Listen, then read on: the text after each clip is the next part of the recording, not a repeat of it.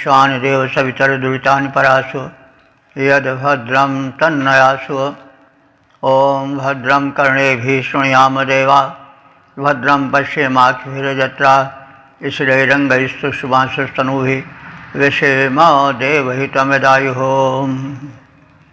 वेद प्रेमियों सुधी श्रोताओं, संप्रति हम सब ऋग्वेद के चतुर्थ मंडल के छठें सूक्त की व्याख्या में प्रवेश करने जा रहे हैं।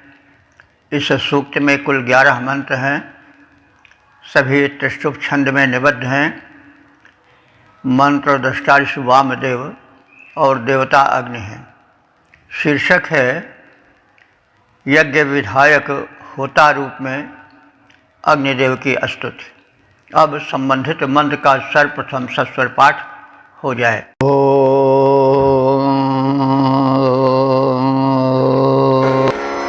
ऊर्ध्व ऊषणो अध्वरस्य होतरग्ने तिष्ठ देवता ताजजीजान त्वं हि विश्वमभ्यसिमन्व प्रवेधसश्चित्तिरसि मनीषाम्। इस प्रथम मंत्र में अग्निदेव के उस रूप का वर्णन है जो यज्ञ के प्रारंभ में यज्ञ वेदी में अग्नि के स्थापन और प्रज्वलन के समय होता है। तो यह तो हम सब जानते हैं कि वैदिक युग में सारी प्रक्रियाएं यज्ञ के माध्यम से होती थी। यज्ञ एक बहुत बड़ा महोत्सव या पर्व होता था। देश भर के विद्वान गण आहूत होते थे, बुलाए जाते थे और उसमें शास्त्रार्थ होता था। उसमें समसामयिक समस्याओं पर चर्चा होती थी। धर्म और दर्शन विषयक वार्ताएं चलती थीं। तो और यज्ञ का होना, उसमें अग्नि स्थापन और जो पुरोहित गण थे उनका मंत्रोच्चारण, अग्नि का प्रदीप्त किया जाना, फिर अग्नि का प्रकट होना, फिर उसके चारों ओर परिक्रमा करना, ये सब कर्म होता था। तो इन मंत्रों में प्रायः उसी का उल्लेख है। इस पहले मंत्र में अग्निदेव से यज्ञ वेदी में स्थापित होने और यज्ञ कर्म के प्रारंभ करवाने के विषय में, उन्हें एक यज्ञ के होता के रूप में, आवाहक के रूप में, यज्ञ कर्म के निष्पादक रूप में, संपन्न करने वाले के रूप में देखा गया है। तो हमारे यहाँ का जीवन जो था वैदिक, वो प्रार्थनामय जीवन था। वह जीवन शुष्क जीवन नहीं था। सर्वत्र देव दर्शन होता था।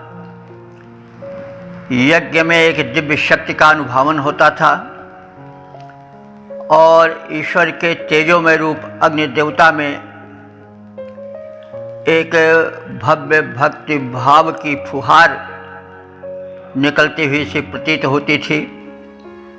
उससे अनुप्राणित, हर्षित जो यज्ञ का वातावरण था, उसमें एक नवचेतना का प्रसार होता था। तो प्रत्येक अवसर पर मंत्र गाए जाते थे। गाने वाले पुरोहित अलग होते थे और यज्ञ वेदी में अग्नि को आहूत करने वाले, बुलाने वाले कुछ अलग पुरोहित होते थे और आहूत देवताओं को आहुति देने वाले अलग पुरोहित होते थे। और यज्ञ में ऊंचे स्थान पर यज्ञ वेदी बनाई जाती थी यज्ञ वेदी के नीचे सब लोग कुशासन पर बैठते थे। विशिष्ट अतिथि के रूप में देवताओं के लिए एक आसन कुशासन के रूप में बिछाया जाता था और फिर यज्ञ की प्रक्रिया प्रारंभ होती थी। यूप भी गाड़ा जाता था। तो जिसका आगे हम बतावेंगे, तो इस मंत्र में यही है कि हे अग्नि देवता, हम सब यज्ञ के लिए आपको यज्ञ में प्रकटाने के लिए तत्पर हैं। आप प्रकट हो और यज्ञ क्रिया का प्रारंभ हो। अग्नि देवता को सर्वप्रथम आवाहन किया जाता था। वे होता माने गए हैं। होता कहते हैं जो होम निष्पादन करे, जो यज्ञ क्रिया का प्रमुख कारण हो, प्रमुख घटक हो, वो अग्नि ही को माना जाता था। अग्नि के माध्यम से आहुति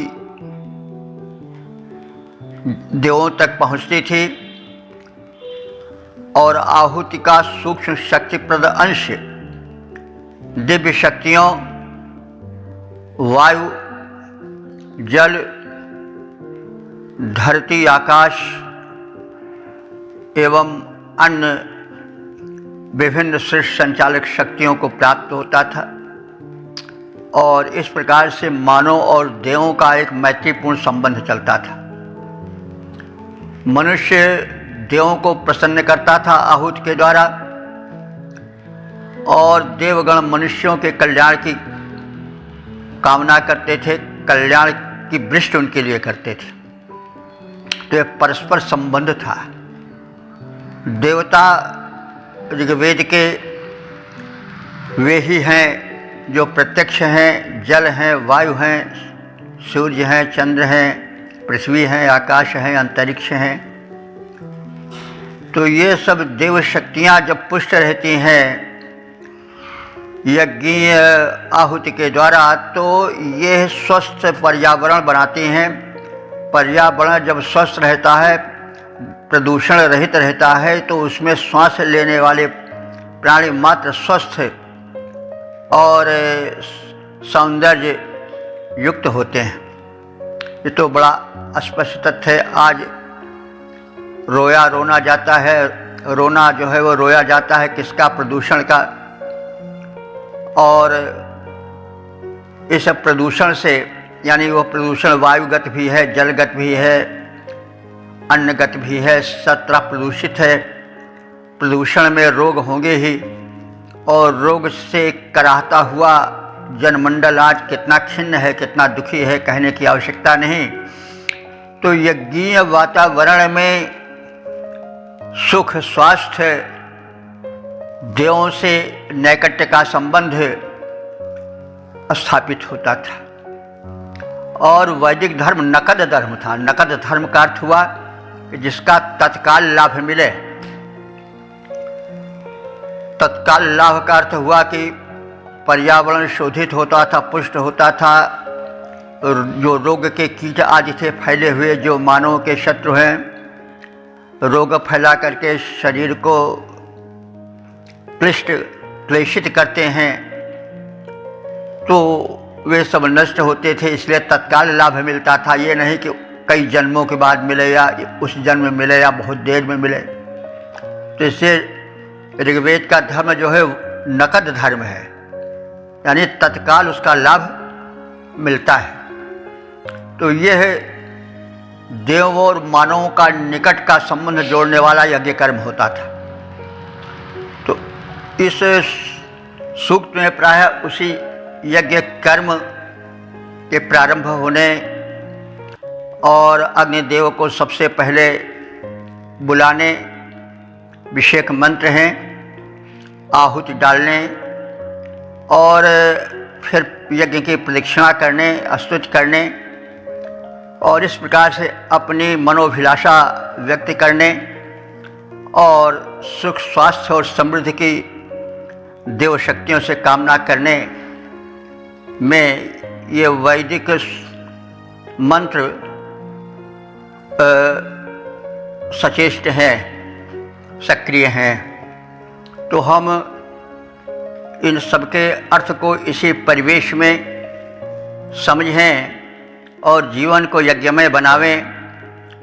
जो हम भूल चुके हैं उसको फिर से याद करें, एक याज्ञिक प्रक्रिया प्रारंभ हो और हम रोग से, शोक से, दुख से, दारिद्र्य से छुट्टी पावें।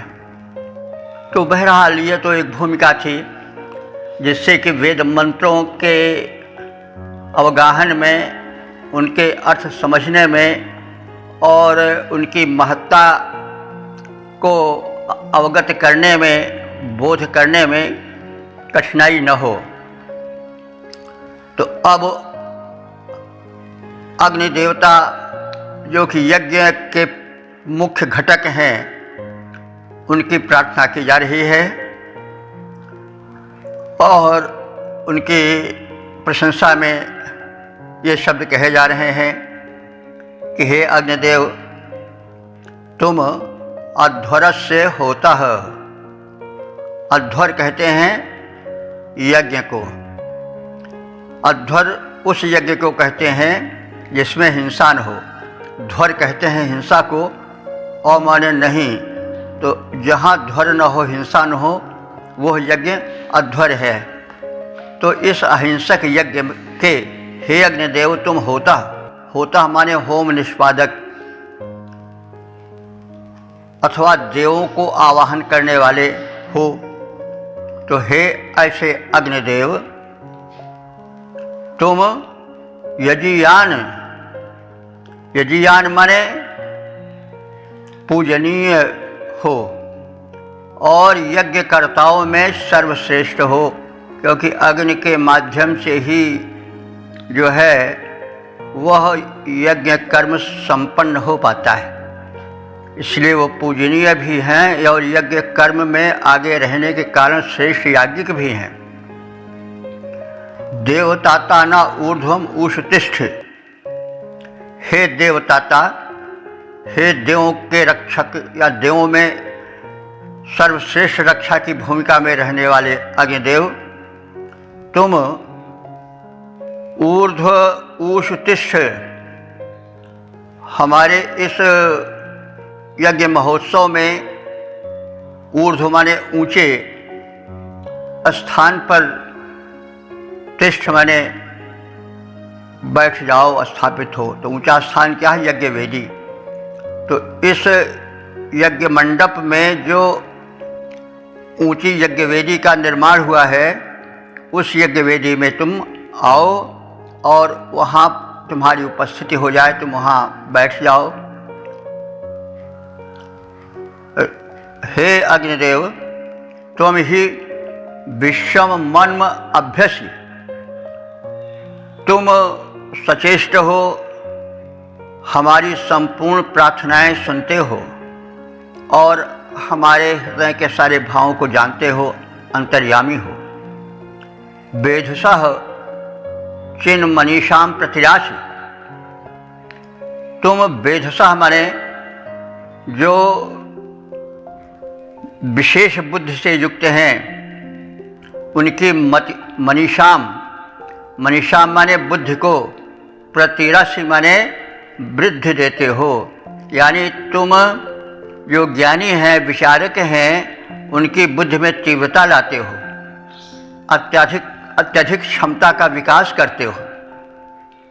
तो हे यज्ञ के होता, आवाहक, होम निष्पादक अग्निदेव, तुम याज्ञिकों में सर्वश्रेष्ठ याजक हो, सर्वश्रेष्ठ यज्ञ के निर्वाहक हो। यज्ञ में हम याजकों के मध्य उच्च स्थान पर यज्ञ वेदी में आप विराजमान हो जाओ। तुम हमारी स्तुतियों को संपूर्ण रूप से सुनने वाले हो, उन्हें सुनो। तुम ज्ञानियों में बौद्धिक क्षमता का विकास करने वाले हो। अग्नि संपूर्णतया जीवन में विकास लाते हैं। बुद्धि में भी विकास अग्निदेव की कृपा से ही होता है। यह सब हम अग्नि के वैज्ञानिक स्वरूप को बताते समय कह आए हैं। तो जब शरीर स्वस्थ रहेगा तब जो है मस्तिष्क भी स्वस्थ रहेगा, क्योंकि जब स्वस्थ शरीर ही स्वस्थ मस्तिष्क धारण कर सकता है। तो अग्नि के कृपा से अग्नि का मतलब भोजन का पाचन होता है, रक्त बनता है, रक्त से मांस में यानी 7 धातुएं बनती हैं, और उन्हीं 7 धातुओं से जब स्वस्थ रक्त मस्तिष्क में जाता है तो वहाँ पर ऑक्सीजन जिसमें अग्नि का अधिक अंश होता है उससे मिल करके वो जो ऊर्जा है वो जब जलती है तो मस्तिष्क में बलवत्ता का प्रवेश होता है और बौद्धिक विकास होता है। तो इस प्रकार से जो है ऋषि वो कह रहा है कि हे अग्निदेव, तुम बौद्धिक विकास के उसमें क्षमता लाने के प्रमुख घटक हो, स्रोत हो। हम तुम्हारी वंदना करते हैं और तुम हमारी यज्ञवेदी पर प्रकट हो जाओ। पद्य रूपांतरण है, यज्ञ के कार्य के संपादक हे अग्नि देवता, होताओं में श्रेष्ठ माने जाते हो, इसीलिए तो यज्ञ स्थल पर तुम ही ऊंचे आसन पाते हो। हम सबकी स्तुतियों को संपूर्ण रूप से सुन करके सुख पाने वाले अग्निदेव, तुम सुधी जनों की बौद्धिक क्षमता में विकास लाने वाले। ओम वेद प्रेमियों, सुधी श्रोताओं, संप्रति हम सब ऋग्वेद के 4 मंडल के 6 सूक्त के दूसरे मंत्र की व्याख्या में प्रवेश करने जा रहे हैं।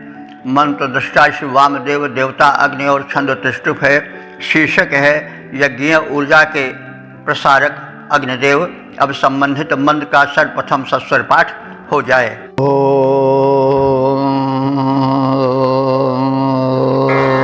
नमो रोहोतान्यासादिभिक्ष्वा अग्निर्मन्द्रो विदधे एष प्रचेताः।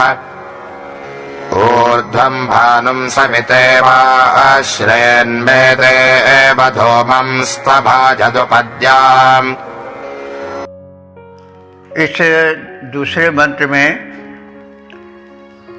यज्ञ महोत्सव में जनमंडल के मध्य यज्ञवेदी में अग्नि के प्रज्वलन के प्रारंभिक रूप का इसमें कथन है। अब इसी भूमिका में, इसी वातावरण में हम अर्थ को जानने की चेष्टा करें। जनमंडल बैठा हुआ है, यज्ञवेदी उच्च स्थान पर स्थापित है। अग्नि देवता यज्ञवेदी में प्रज्वलित हो रहे हैं, प्रारंभिक रूप है।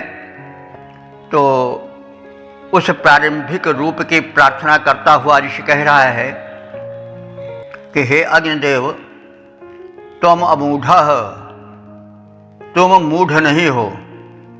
मूढ़ माने मूढ़। देखिए, संस्कृत की वर्णमाला में ढ़ा शब्द नहीं है और ड़ा शब्द नहीं है। वहाँ मूढ़ नहीं होता है, मूढ़ होता है। ड़ा जो है, ये जो टाठा डाढ़ा वो जो एक ड़ा होता है, ड़ा वाले से बड़ा जिसमें प्रयोग करते हैं, बड़ा। तो हमारे यहाँ डा होता है, ड़ा नहीं होता है। ये जो है वो संभवतः अन्य भाषाओं से लाए गए हैं। तो कुछ शब्द जो हैं या अक्षर जो हैं वे मूल वैदिक वर्णमाला में नहीं हैं। तो उसमें से एक शब्द ढ़ा भी है, ढ़ा भी नहीं है, वहाँ ढा होता है। तो इसीलिए मूढ़ हम लोग कहते हैं बड़ा मूढ़ है, लेकिन संस्कृत में मूढ़ कहा जाता है क्योंकि ढ़ा उसमें नहीं है। तो हे अग्निदेव, त्वम अमूढ़ यानी अमूढ़, जिसको हम कहें लौकिक भाषा में, हिंदी में, तो तुम मूढ़ नहीं हो, चैतन्य हो, प्रगल्भ हो, चतुर हो, और कैसे हो होता हवन के याज्ञिक क्रिया के निर्वाहक हो, देवों को बुलाकर, दिव्य शक्तियों को बुलाकर यज्ञ को सुशोभित और सशक्त बनाने वाले हो। मंद्रह, मंद्रह माने आनंद प्रदायक हो, तो तुम यज्ञ संपादक हो, प्रसन्नता प्रदायक हो, उत्तम ज्ञानी हो। विदथेषु विक्षु नि आसीद, और तुम इतने उदार हो कि विदथेषु, विदथ कहते हैं यज्ञ को, विदथेषु माने यज्ञों में, भिक्षु, भिक्षु कहते हैं प्रजाजन, सामान्य प्रजाजनों के मध्य भी नि असादी आकर बैठ जाते हो। ये उदारता है। और इस प्रकार से संकेत किया गया है कि जो महान लोग हैं उन्हें जनता के बीच में उपस्थित होने और बैठने में संकोच नहीं करना चाहिए। अग्निदेव जो सबसे प्रधान देव हैं, यज्ञ के संपादक हैं, देवावाहक हैं, वो विदथेषु यज्ञों में भिक्षु, भिक्षु माने प्रजाओं के मध्य में, सामान्य जनों के मध्य में असादि माने बैठ जाते हैं, विराजमान हो जाते हैं। यह उनकी उदारता है। और सविता एवं भानुम, भानु देखिए सविता और भानु दो शब्द हैं। तो सविता तो कहते हैं सूर्य को, जो उदयकालीन सूर्य होता है वो सविता है। तो उदयकालीन सूर्य की किरणें बड़ी कल कोमल होती हैं और दर्शनीय होती हैं। तो हे अग्निदेव, तुम्हारी जो प्रज्वलन के प्रारंभ की किरणें हैं वो सविता इव उदयकालीन सूर्य के समान, भानुम, भानुम माने किरणों वाली हैं। देखिए भानु शब्द तो जो लोक में प्रचलित है वो सूर्य के लिए है, लेकिन सूर्य भी किसी कारण से भानु कहा जाता है। तो भा कहते हैं आभा को, प्रभा को। तो भानु का अर्थ सूर्य भी होता है और भानु का अर्थ किरण भी होता है। यहाँ पर सविता आ गया है, इसलिए भानु किरण के अर्थ में आवेगा। भानु माने किरण भी होता है, भानु माने किरणों वाला सूर्य भी होता है। तो हे अग्निदेव, तुम अपने प्रारंभिक रूप में उसी प्रकार से सुखद किरणें बिखेरते हो जैसे सविता उदयकालीन सूर्य अपनी सुनहली किरणें फेंकता है, स्वर्णिम रश्मियों से रंजित कर देता है वसुधा तल को और सुख पहुंचाता है। तो तुम ऊर्ध्वम अश्रेते, तुम उन अपनी किरणों को जो बड़ी ही कोमल हैं और सुखद हैं, उनको तुम ऊपर फेंकते हो। यानी तुम्हारे प्रज्वलन के साथ तुम्हारी प्रभा उच्च होती जाती है, ऊंचे उठती जाती है, उसकी किरणें चारों ओर छिटकने लगती हैं। वे उदयकालीन सूर्य की किरणों की भांति सुहावनी नयनाभिराम प्रतीत होती हैं। तो मेता इव द्याम उपधूमम अस्तभायत, और जब तुम प्रज्वलित होते हो तो अपने प्रारंभिक काल में जो हो वो धूम फेंकते हो। और वो धूम कैसा होता है? मेता इव, मेता कहते हैं खंभा, स्तंभ, वो खंभे की तरह होता है। और द्याम, द्याम माने द्युलोक में या आकाश में छा जाता है। अस्तभायत, स्तंभित हो जाता है। कैसे? मेतायु स्तंभ की भांति। यानी जब तुम्हारा धुआं उठता है तो वह आकाश में जाता है तो एक सीध में उठ करके ऐसा प्रतीत होता है कि मानो एक खंभा खड़ा हो गया हो जो आकाश को संभालने वाला हो। तो एक काव्यात्मक चित्रण है। अग्नि का प्रज्वलन हुआ, प्रारंभ में कुछ धूम अधिक निकलता है, तो वो धूम जब आकाश में छिटकता है तो ऐसा प्रतीत होता है कि एक मानो खंभा खड़ा हो गया हो और वह आकाश को जो कि निराधार है उसको रोकने लग गया हो, उसको संभाल रहा हो। तो इस प्रकार से हे अग्नि देवता, तुमसे निकलने वाला धूम ऊपर आकाश में जाकर इस प्रकार से प्रतीत होता है कि मानो आकाश को संभालने के लिए कोई खंभा गाड़ दिया गया हो। तो मेधावी, यज्ञ संपादक, प्रसन्नता प्रदायक, उत्तम ज्ञानी अग्नि प्रजाओं के मध्य, सामान्य जनों के मध्य बैठते हैं, विराजमान होते हैं।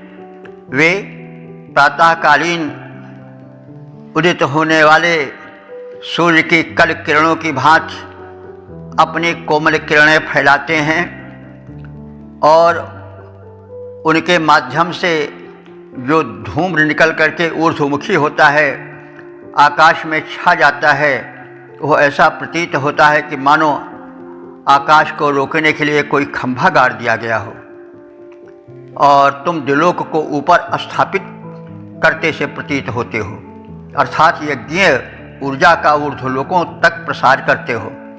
धूम के साथ साथ यज्ञ ऊर्जा भी नभमंडल में छा जाती है और वह धूम की तरह, वो धूम जो है वह सघन रूप से प्रतीत होता है कि मानो आकाश मंडल को संभालने वाला कोई खंभा खड़ा हो गया हो। पद्य रूपांतरण है, होता सुधी हर्षप्रद उत्तम ज्ञानी अग्नि कहाते हैं। होता सुधी हर्षप्रद उत्तम ज्ञानी अग्नि कहाते हैं। बैठ याजकों के मंडल में वे अति शोभा पाते हैं। सूर्य सदृश वे निज किरणें, सूर्य सदृश वे निज किरणों के को ऊर्ध्वमुखी फैलाते हैं। खंभा ज्यों निज धूम ऊर्ध्व कर नभ में उसे जमाते हैं। खंभा ज्यों निज धूम ऊर्ध्व कर नभ में उसे जमाते हैं। ओम ओम वेद प्रेमियों, सदी श्रोताओं, संप्रति हम सब ऋग्वेद के चतुर्थ मंडल के छठे सूक्त के तीसरे मंत्र की व्याख्या में प्रवेश करने जा रहे हैं। मंत्र दृष्टा ऋषि वामदेव, देवता अग्नि, छंद त्रिष्टुप है, शीर्षक है अग्नि प्रज्वलित हो जाने पर याज्ञ की प्रक्रिया का प्रारंभ होने का दृश्य। अब संबंधित मंत्र का सर्वप्रथम सस्वर पाठ हो जाए।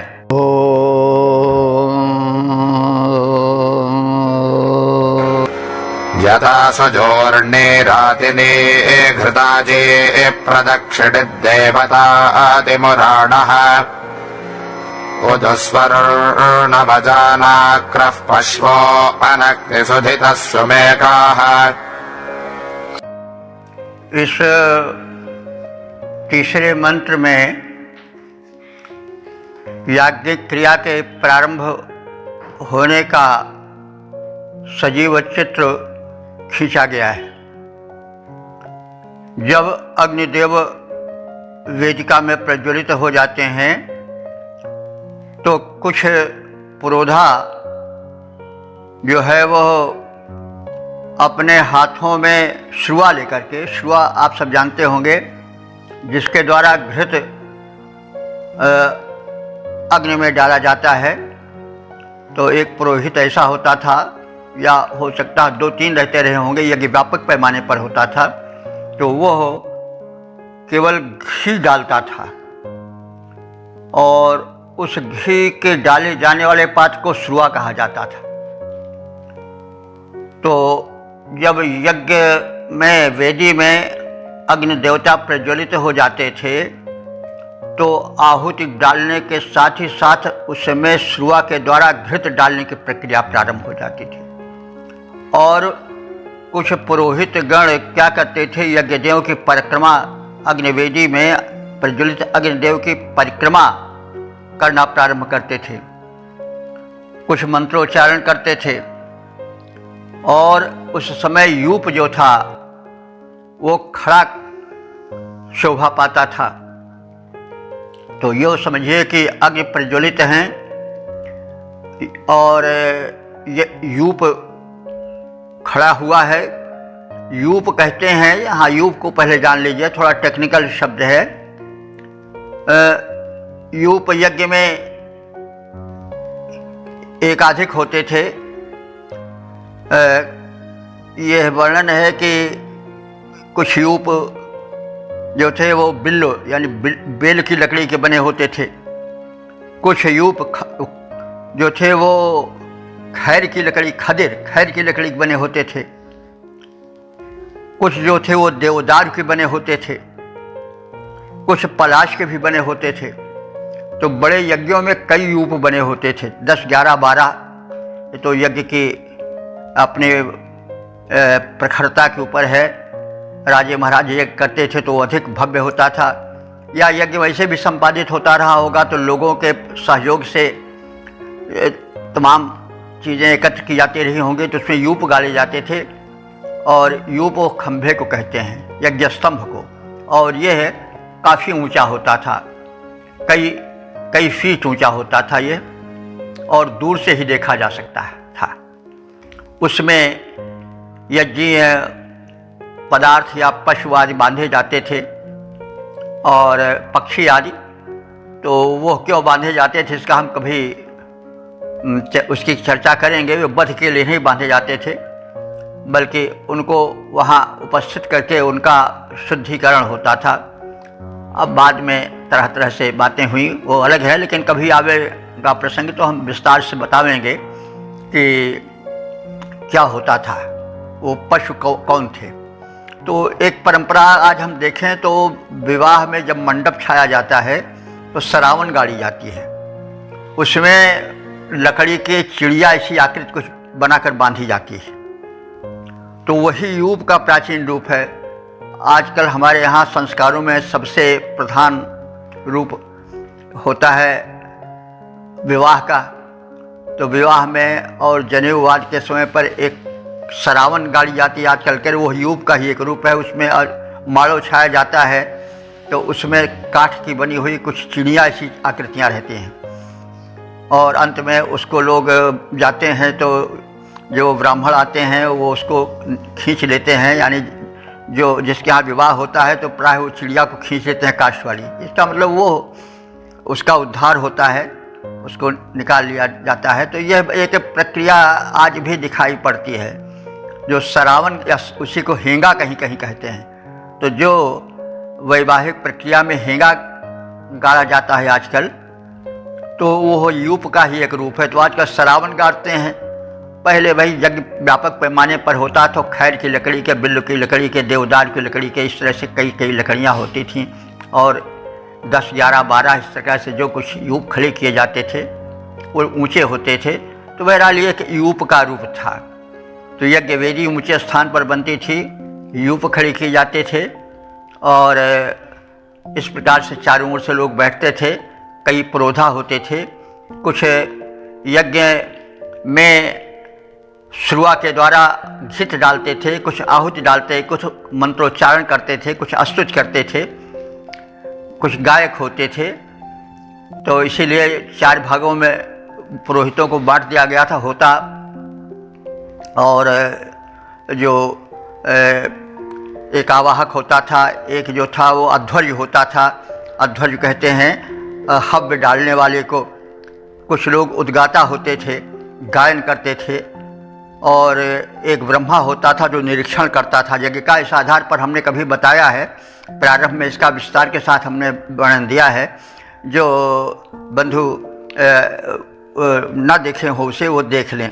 तो क्या है, कैसे वेद का विभाजन हुआ, कैसे 4 प्रकार के पुरोहित हुए, ये सब है। तो उसमें एक पुरोहित अध्वर्य होता था जो ऋग्वेद के मंत्रों का उच्चारण करता था, देवों का आवाहन करता था। जब देव आ जाते थे, कुछ लोग अध्वर्य होते थे, उनका अर्थ होता है कि आहुति का प्रक्षेपण करना। कुछ फिर सामवेद के मंत्रों से सस्वर वेद पाठ करते थे। कुछ ऐसे होते थे जो ब्रह्मा पुरोहित होते थे, वो पूरे यज्ञ का निरीक्षण करते थे कि कहीं यज्ञ क्रिया में कोई त्रुटि तो नहीं हो रही है, कहीं कोई दुष्ट शक्तियाँ या दुष्ट व्यक्ति यज्ञ में बाधा पहुंचाने वाले कोई टोना टोटका या कोई इस प्रकार से कर्म कुकर्म तो नहीं कर रहे हैं। तो एक यज्ञ का प्रारूप था। आज तो वो यज्ञ का प्रारूप नहीं रह गया, बहुत थोड़े रूप में होता है। बस अग्नि का प्रज्वलन हो जाता है, आहुति डाल देते हैं, और तो नहीं, लेकिन जनेऊ वगैरह में या विवाह के अवसर पर यूप भी गाड़ा जाता है, सरावन हिंगा गाड़ देते हैं, वो सब वही प्रारूप है। उस युग में बड़े विस्तार के साथ ये क्रिया होती थी। तो अब कहने का मतलब इस मंत्र में वही यज्ञ के ठीक प्रारंभ होने वाली प्रक्रिया का कथन है कि कुछ जो है वो यूप के चारों ओर बैठे हैं और कुछ लोग जो हैं वो सुबह से तैयार हैं प्रज्वलित अग्नि में आहुति डालने के लिए, कुछ आहुति डालने के लिए बिल्कुल तत्पर बैठे हैं, कुछ लोग परिक्रमा कर रहे हैं यज्ञ की, और इस प्रकार से श्रद्धा से युक्त होकर के एक वातावरण बनता था। तो उस वातावरण को इसमें चित्रित करने की चेष्टा की गई है। तो ये है कि यथा सुजीर्णा घृताची रातिनी, तो यथा माने प्रयत्न पूर्वक तत्पर होकर के, सुजीर्णे माने प्राचीन परंपरा से चले आने वाली, घृताची माने घृत से भरे हुए सुआ को कुछ लोग उठाए हुए हैं, यानी कुछ विप्रगण जो हैं वो घृतपूर्ण सुआ हाथ में लेकर संभाले हुए बैठे हुए हैं, और कुछ लोग जो हैं वो देवतातिम उराड़ा प्रदक्षिणित, देवतातिम माने यज्ञ की वृद्धि करने वाले, और यज्ञ को संपादित करने के क्रम में प्रदक्षिणी थी, उस यज्ञ की प्रदक्षिणा कर रहे हैं। और कुछ अध्वर्यु जो है वो नवजा स्वरूह न उदु, नवनिर्मित यूप को सीधा खड़ा किए हुए हैं और उस यूप की परिक्रमा कर रहे हैं। इस प्रकार से जो है वह अग्निदेव की पूजा हो रही है और यज्ञ क्रिया के प्रारंभ होने का दृश्य दिखाया जा रहा है। तो पुरातन काल से चली आने वाली घृतपूर्ण श्रुआएं याजकों ने हाथों में संभाल ली है। यज्ञ संवर्धक अध्वर्युगण यज्ञ के चारों ओर प्रदक्षिणा करने लग गए हैं। नवनिर्मित यूप सीधा खड़ा हुआ है,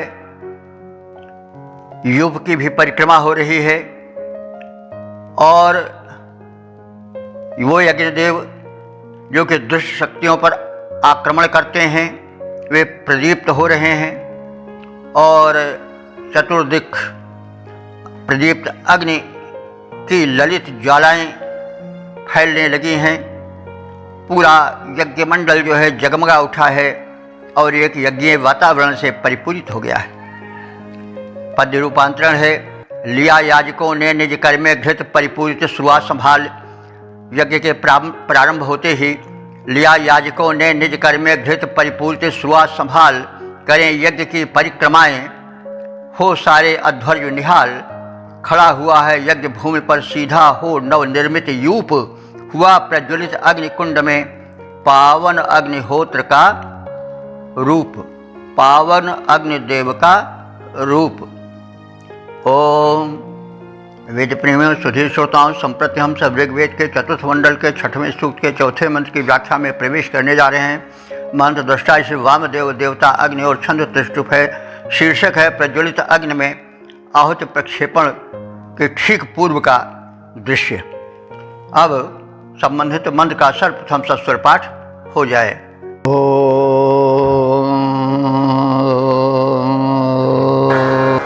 स्तीर्णे बर्हिषि समिधाने अग्ना ऊर्ध्वो अध्वर्युर्जुजुषाणो अस्थात् परयज्ञः पशुपान होता त्रिविष्ट्येति प्रदिव उराणः।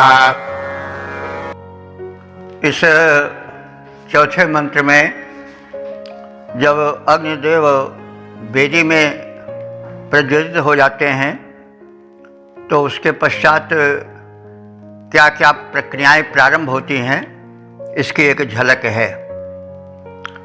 तो बर्हिष अस्ति ऋणे, जब यज्ञशाला में बर्हिष कहते हैं कुशासन को, बर्हि माने कुश, तो बर्हिष जो कुशासन था बड़ा पवित्र आसन माना जाता था और पूज्य पुरुषों के लिए, देवताओं के लिए वो बिछाया जाता था। तो जब यज्ञ भूमि पर कुशासन विधिवत बिछा दिया जाता है और अग्नौ समिधाने, जब अग्नि देवता समिद्ध हो जाते हैं अर्थात प्रज्वलित हो जाते हैं, तब अध्वर्यु क्या करते हैं? अध्वर्यु आप सब जानते हैं, उस पुरोधा को कहते हैं जो अध्वर में यानी हिंसा रहित यज्ञ में, अध्वर से ही अध्वर्यु बना है। हिंसा रहित यानी अध्वर में, हिंसा रहित यज्ञ में वह आहुति डालता है। तो जैसे हमने बताया है कि 4 प्रकार के पुरोहित होते थे। एक पुरोहित देवा जो था वो ऋग्वेद के मंत्रों से देवों को बुलाता था, उसको होता कहा जाता था, और उस जब देवता आ जाते थे तो कुछ पुरोहित जो थे वे आहुति डालते थे, अग्नि देवता को देते थे और अग्नि देवता उसको ग्रहण करके उसकी सूक्ष्म शक्तियाँ देवताओं तक पहुँचा देते थे। तो वे जो आहुति प्रक्षेपक थे, हव्य डालने वाले थे, उनको अध्वर्यु कहा जाता था। तो जब अग्नि देवता प्रज्वलित हो जाते हैं तो अध्वर्युगण जो हैं वे देवताओं को प्रसन्न करने के लिए तत्पर हो जाते हैं और प्रदिवाह अग्नि होता और जो श्रेष्ठ दिव्य गुण युक्त देवों के आवाहक अग्नि हैं उनकी वे परिक्रमा करने लग जाते हैं। और फिर उसके बाद आहुति पड़ती है। तथा पशुपाना त्रिविष्टिप, और जैसे पशुपालक पशुओं की सुरक्षा और उसके चारों ओर देखभाल करता है, वैसे ही सारे पुरोधागण यज्ञ के लिए तत्पर होकर के क्या क्या कर्म करना चाहिए, कब करना चाहिए, उसके लिए पूर्ण तत्पर हो जाते हैं। तो कुशासनों के बिछा दिए जाने पर तथा अग्नि के प्रज्वलित हो जाने पर अध्वर्यु गण देवताओं को प्रसन्न करने के लिए तत्पर हो जाते हैं, कटिबद्ध हो जाते हैं और यज्ञाग्नि की 3 बार परिक्रमा करते हैं। दिव्य गुण युक्त अग्नि जो यज्ञ संपादक हैं वे समर्पित आहुतियों को भस्म करने लग जाते हैं और उसके जो है वो दिव्य ऊर्जा को, उसके दिव्यांश को, सूक्ष्म अंश को वायुमंडल में बिखेर देते हैं और उसको पा करके देव शक्तियाँ तृप्त होती हैं, प्रसन्न होती हैं और मानव कल्याण में तत्पर हो जाती हैं। तो यह अग्निहोत्र का महत्व है।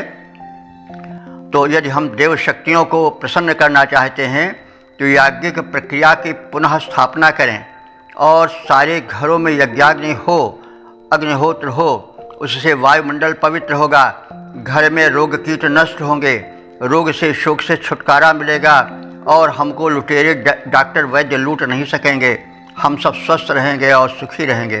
तो यह संदेश है और इस मंत्र में यही दिखाया गया है कि इसी तत्परता से हम लोग देवों का आराधन करें। देव कौन हैं? जल, वायु, अग्नि आदि। तो इनसे हम अपने वायुमंडल का शोधन करें और अपने को स्वस्थ, सुखी और संपन्न बनावें। तो यह संदेश है और वैदिक युग के यज्ञ की ओर हम पुनः लौटें। एक समय ऐसा था ऋग्वेद का जबकि यज्ञ एक तरह से राज्य की शासकीय आदेश के रूप में होता था। प्रत्येक घर में सूर्योदय के पूर्व से ही यज्ञ किया प्रारंभ हो जाती थी और लोग आहुतियाँ डालने लग जाते थे, स्वाहा स्वधा और वेदोच्चार मंत्रों के साथ वातावरण गुंजित हो जाता था। तो यह आज भी होना चाहिए। अगर ऐसा आज हो जाता है तो हम अनेक विघ्न बाधाओं से, रोग शोकों से दूर हो जाएंगे। तो वही दृश्य दिखाया गया है और इसके माध्यम से बताया गया है कि हम उस प्राचीन प्रक्रिया को उसी प्रकार से प्रारंभ करें जैसे पहले थी। पहले के लोग स्वस्थ थे, सुखी थे, शक्ति संपन्न थे। उसका कारण बहुत कुछ यही याज्ञिक प्रक्रिया है। सतयुग का मतलब कोई ऐसा नहीं कि कोई ऐसा युग है जहाँ सूर्य कुछ दूसरी तरह से चमकते हो, चंद्रमा कुछ दूसरी तरह से चमकते हो, वायु कुछ दूसरी तरह से चलता हो। नहीं, युग तो एक तरह से है, समय तो बिल्कुल वैसे ही है। फ़र्क यह है कि आचरण में अंतर आ गया है। पहले का आचरण जो था यज्ञीय आचरण था, इसलिए वो वातावरण स्वस्थ था। उस समय लोग जो थे सुखी थे, शक्तिशाली थे। वही सतयुग है। और जब इस प्रक्रिया की हीनता आ जाती है तो ही कलयुग हो जाता है। तो हमें यदि कलयुग को सतयुग बनाना है तो हम फिर उस वैदिक युग की इस याज्ञिक प्रक्रिया को प्रारंभ करें। सवेरे उठ जाएं, जैसे बताया जा रहा है वैसे अग्नि प्रक्रिया करें, यज्ञाग्नि को प्रज्वलित करें, आहुतियाँ डालें। घृत आदि को हम निरर्थक इधर उधर पूरी पराठे में न खर्च करके उसको आहुति में डालें, वो हमको स्वास्थ्य देगी। और यह एक बहुत बड़ा संदेश है यज्ञ का। और संभवतः जो देवों के विरोधी असुर थे वो अल्पज्ञ थे, इसे वैज्ञानिकता को नहीं समझते थे और वे यज्ञ का विध्वंस करते थे कि तुम यह क्या कर रहे हो, कौन कि जो है घर का घी और घर का अनाज आग में डाल दे रहे हो। वो उसकी वैज्ञानिकता नहीं समझते थे, इसीलिए वो यज्ञ में बाधा डालते थे और इसीलिए वो राक्षस कहलाए। पहले उनको रक्षा के लिए स्थापित किया गया था, लेकिन उसी वर्ग में जब लोग यज्ञ का विरोध करने लगे राक्षस बन गए। वे नहीं समझे कि यज्ञ की वैज्ञानिकता को, तो हमारे प्राचीन ऋषि यज्ञ की वैज्ञानिकता को समझते थे। तो यदि हम उस यज्ञ की वैज्ञानिकता से आज के युग को, आज के वातावरण को परिपूरित कर दें, यदि वैदिक युग आ जाए तो सतयुग आ जाएगा, कलयुग भाग जाएगा अपने आप। ये भूल जाइए कि कोई युग ऐसा है जिसमें बस कुछ कर्म न हो और सब लोग ऐसे ही सुखी रहेंगे, ऐसा कभी युग नहीं आया। ये संसार त्रिगुण शासित है, काम क्रोध लोभ मद मोह हमेशा रहा है, रहेगा। लेकिन जब मनुष्य अस्वस्थ होता है तो उसका दिमाग ठीक कार्य नहीं करता है, उसमें सहन शक्ति कम हो जाती है, क्रोध काम आदि बढ़ जाते हैं।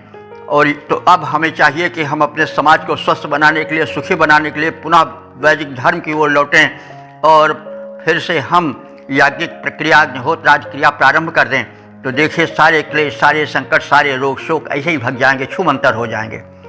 तो हम इन मंत्रों को सुने समझें और उसके साथ साथ उस पर आचरण करने की चेष्टा करें। ये भूल जाएं कि बस वो तो मंत्र पढ़ने की चीज़ है, नहीं, मंत्र अनुकरण करने की चीज़ है। मन्नात् त्रायते इति मंत्रः, इस बात को ध्यान में रखें और शब्दार्थ भावार्थ समझ करके हम उसको अपने जीवन में उतारें, जगत में उतारें, समाज में उतारें और लोक कल्याण करें। तो इस प्रकार से कुशासनों के विषय दिए जाने पर तथा अग्नि के प्रज्वलित हो जाने पर अध्वर्यु गण देवताओं को प्रसन्न करने के क्रम में बिल्कुल अपने को तत्पर कर लेते हैं और यज्ञाग्नि की 3 बार वे परिक्रमा करते हैं। दिव्य गुण युक्त अग्नि जो यज्ञ संपादक हैं उनको आहुतियाँ समर्पित करते हैं और वे अग्निदेव समर्पित आहुतियों को भस्म करके वायुमंडल में उसे विस्तृत कर देते हैं और देव शक्तियाँ उससे तृप्त होती हैं, देव शक्तियाँ उससे पुष्ट होती हैं। देव शक्तियाँ हैं कौन? यही वायु, अग्नि, जल आदि। और इन्हीं से हमारा शरीर बना है और हमारा शरीर इन्हीं तत्वों से बन करके पुष्ट रहता है। जब ये तत्व पुष्ट रहते हैं तो हमारा शरीर भी उन तत्वों से बना हुआ पुष्ट और स्वस्थ रहता है, सुखी रहता है, संपन्न रहता है। इस प्रकार से ये सब एक दूसरे से जुड़े हुए हैं। सुख, स्वास्थ्य, संपन्न, यज्ञ, वैदिक जीवनचर्या, ये सब परस्पर जुड़े हुए हैं। तो हम इस तत्व को, इस वैज्ञानिकता को पहचानें और अपने जीवन को यज्ञीय जीवन बनाएं। तो पद्य रूपांतरण है, विषा कुशासन अग्नि प्रज्वलित करके भली प्रकार, विषा कुशासन अग्नि प्रज्वलित करके भली प्रकार, करने को प्रसन्न देवों को याजक गण तैयार, किए अग्नि की 3 परिक्रमा भरकर भाव अपार, आहुतियों का अग्नि देवता ने भी किया प्रसार। देवता प्रसन्न हुए अग्नि और वे उस जो प्रदत्त आहुति थी उसको अपने लिए नहीं रखे, वरन जन कल्याण के लिए, दिव्य शक्तियों को प्रसन्न करने के लिए वातावरण में विस्तीर्ण कर दिए, फैला दिए और इस प्रकार से एक सुख और स्वास्थ्य और संपन्नता का वातावरण चल पड़ा। ओम वेद प्रेमियों सुधीर श्रोताओं, संप्रति हम सब ऋग्वेद के चतुर्थ मंडल के छठे सूक्त के 5वें मंत्र की व्याख्या में प्रवेश करने जा रहे हैं। मंत्र दृष्टा वामदेव देवता अग्नि और छंद त्रिष्टुप है। शीर्षक है प्रज्वलनशील अग्नि का विस्तृत वर्णन। अब हम संबंधित मंत्र का सर्वप्रथम सस्वर पाठ कर लें।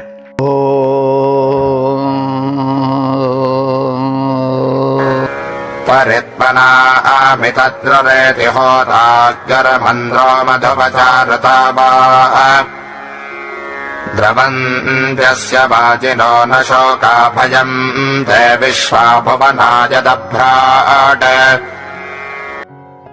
इस 5वें मंत्र में अग्नि प्रज्वलन का दृश्य है। यज्ञ वेदी में अग्नि देव प्रज्वलित हो जाते हैं। उनसे निकलने वाली किरणें और लपटें चारों ओर प्रकाश फैलाने लग जाती हैं। चिंगारियाँ छोटी छोटी छिटक छिटक करके चारों ओर वातावरण में फैलने लगती हैं और जो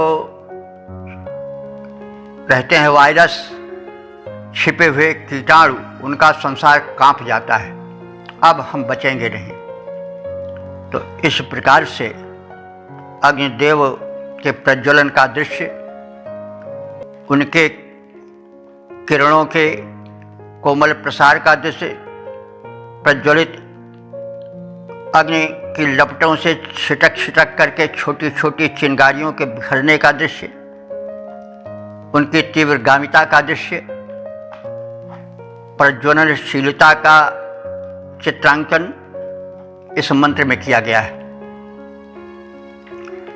मंद्रः होता मधुवचाह ऋतावाह अग्नि।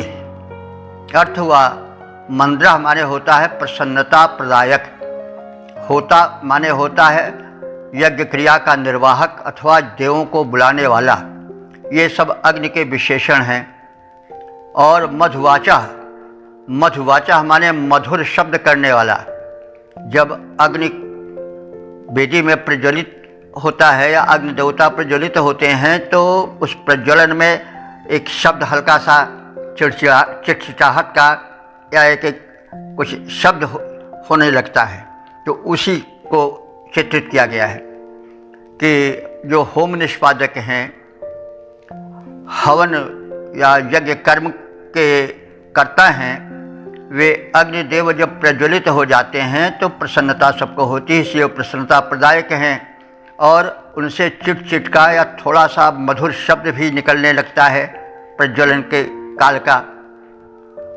और इस प्रकार से यज्ञ के संपादक अग्निदेव जो हैं वह मितद्रुहतमना परिएति, वे मित माने सीमित गति से धीरे धीरे तीव्र गति को प्राप्त करते जाते हैं और चारों ओर उनकी लपटें जो हैं वो हिलने डुलने लगती हैं, उनमें तीव्रता आने लग जाती है। अस्य शोकाः वाजिना न द्रवन्ति। अस्य माने इस प्रज्वलित अग्नि की शोकाः, शोकाः माने हो यहाँ पर कोई शोक चिंता नहीं हुआ, बल्कि शोक से तात्पर्य हुआ शुचि। शुच शब्द जो है वो शोक के अर्थ में भी आता है, लेकिन शुच शब्द मतलब प्रज्वलन के लिए भी आता है। तो अस्य शोकाः वाजिना न द्रवन्ति। इस अग्नि की किरणें जो हैं वे वाजिना माने अश्व के समान दौड़ती हुई प्रतीत होती हैं। मतलब ये थोड़ा कथन काव्यमय है। जब अग्नि जो देव प्रज्वलित होते हैं तो उनमें एक तीव्रता आती है, उनकी किरणें चारों ओर फैलने लगती हैं और वे ऐसा मतलब ऐसी छटा छिटकाती हैं कि प्रतीत हो रहा है कि प्रकाश के घोड़े दौड़ रहे हों। तो इस प्रकार से ये जो अग्निदेव की किरणें हैं वे घोड़े के समान दौड़ती हुई चारों ओर फैलती हुई प्रकाश छिटकाती हुई प्रतीत होती हैं। उनकी गति में तीव्रता आती है, इसीलिए अश्व का कथन किया गया है। यत अभ्राट विश्वाभुवना श्रेयन्ते। और जिस समय विश्वाभुवना माने संपूर्ण वो वायुमंडल, संपूर्ण वो यज्ञ का जो परिवेश है वह जब परिपूर्ण हो जाता है, तब क्या होता है कि सारे जो रोग दोष के जो कण हैं अथवा जो कीटाणु हैं, विषाणु हैं, वायरस हैं, वो सब थरथराने लगते हैं कि अब हम बचेंगे नहीं। यह आहुति से युक्त, औषधीय द्रव्यों से युक्त जो धूम निकल रहा है, जो अग्नि का प्रसार हो रहा है, यह तो हमारा सबका परम शत्रु है, हम अब बचेंगे नहीं, इसलिए वे सब कांपने लगते हैं। तो इस प्रकार से एक और वेदी में अग्नि का प्रज्वलन होता है, वे तीव्र किरणें फेंकने लगते हैं, उनकी लपलपाने लगती हैं, लपटें थोड़ा वायु के प्रवाह से वो हिलने डुलने लगती हैं, उनकी तीव्रता ऐसी प्रतीत होती है कि मानो अश्व दौड़ रहे हों। तो इस प्रकार से इस वातावरण को देख करके वितरित होते हुए, फैलते हुए उस अग्नि धूम के और उसमें पड़े हुए औषधीय द्रव्य की सुगंध से मूर्छित होते हुए जो वायरसेस के, कीटाणुओं के दल हैं, वो प्रकंपित हो जाते हैं कि अब हम बचेंगे नहीं। तो प्रसन्नता प्रदायक देवावाहक मधुर ध्वनिकर्ता यज्ञाग्नि धीमी गति से लपटों के माध्यम से गतिमान होते हैं, किंतु इनकी किरणें अश्वत तीव्रगामी हो जाती हैं।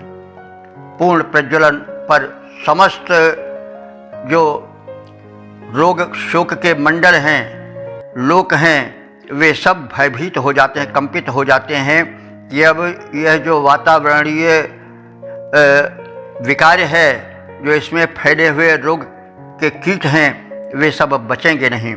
इस प्रकार से उन कीड़ों का, उन विषाणुओं का, उन वायरसेस का संसार कांप जाता है। अग्नि देवता के औषधीय प्रचार प्रसार के द्वारा, औषधीय किरणों के और उससे निकलने वाले धूम के माध्यम से एक विचित्र वातावरण तैयार हो जाता है। उस वातावरण में एक ओर तो जो हैं वो यज्ञ करने वाले प्रसन्न होते हैं, दूसरी ओर जो विरोधी, जो कुतत्व हैं, राक्षसीय वृत्ति वाले हैं, वे प्रकंपित हो जाते हैं कि अब हमारा सफाया ही हो जाएगा। तो पद्य रूपांतरण है, देवावाहक हर्ष प्रदायक कलरव युक्त अग्नि भगवान, देवावाहक हर्ष प्रदायक कलरव युक्त अग्नि भगवान, लपटों द्वारा धीमी गति से होते रहते हैं गतिमान, किरणें किंतु तीव्र गति वाली होकर दौड़ें अश्व समान, पूर्ण प्रज्वलन जब होता तब कंपित होते दुष्ट जहान। तो ओम वेद प्रेमियों, सुधीर श्रोताओं, संप्रति हम सब ऋग्वेद के चौथे मंडल के छठे सूत के छठे मंत्र की व्याख्या में प्रवेश करने जा रहे हैं। मंत्र दृष्टा ऋषि वामदेव देवता अग्नि और छंद त्रिष्टुप है। शीर्षक है प्रज्वलित अग्नि की महत्ता। अब संबंधित मंत्र का सर्वप्रथम सस्वर पाठ हो जाए।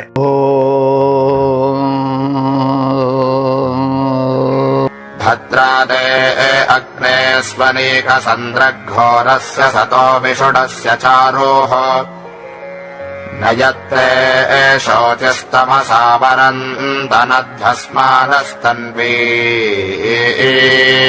एरेपाधोः।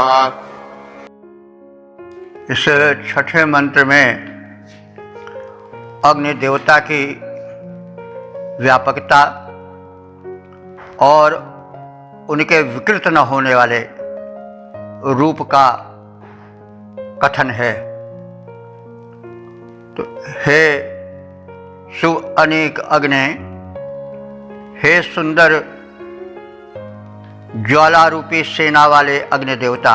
अनेक सेना को कहते हैं, तो सुअनेक अग्नि यानी सुंदर ज्वाला रूपी सेनाओं को रखने वाले अग्निदेव।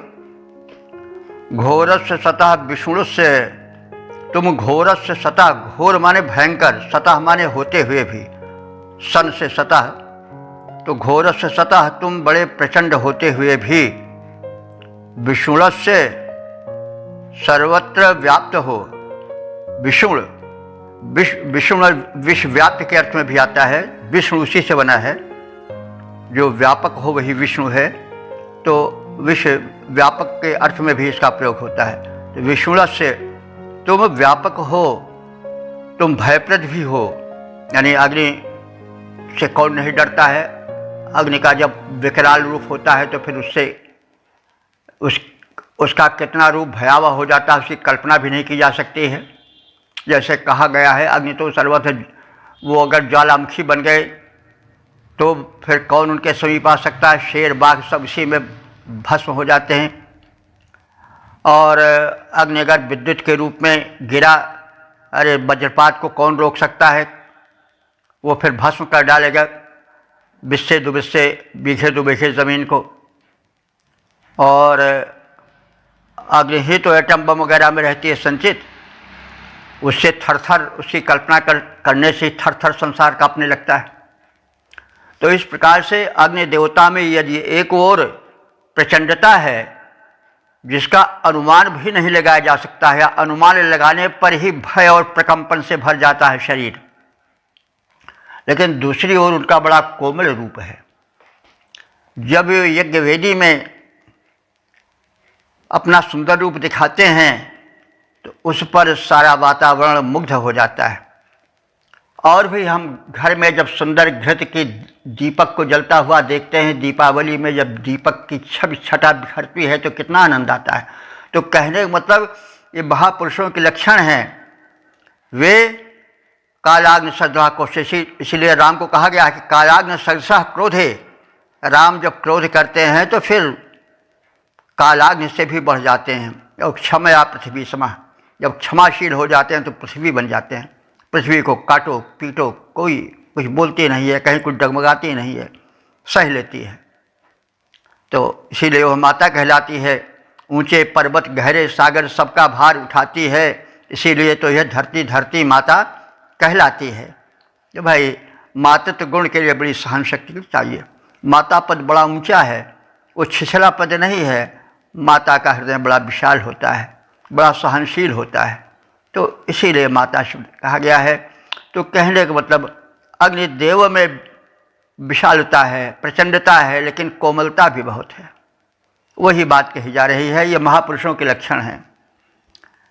तो सु अनेक अग्ने, हे अग्नि देवता तुम्हारी अनेक सेना, तो उनकी सेना क्या है, लपट हैं, चिंगारियाँ हैं। तो तुम्हारी सेनाएं जो हैं, जो लपटों वाली हैं, वे बड़ी ही सुशोभन भी हैं। और घोरस सतह, तुम बड़े घोर भी हो, कठोर भी हो, भयंकर भी हो, प्रचंड भी हो, लेकिन विष्णु से बड़े व्यापक भी हो। तुम शरीर में रहते हो, अग्निदेव हमारे शरीर में रहते हैं, नहीं व्यापक रूप में, ऊष्मा बन करके, नेत्रों में ज्योति बन करके, लेकिन वे तो वहाँ पर बड़े कभी हमको जलाते नहीं हैं, तो वे बने रहते हैं, तो हम स्वयं प्रदीप्त रहते हैं। तो इस प्रकार से अग्निदेव में दो विरोधी गुण दिखाया गया है, और इस प्रकार से महापुरुषों का एक प्रारूप खड़ा किया गया है।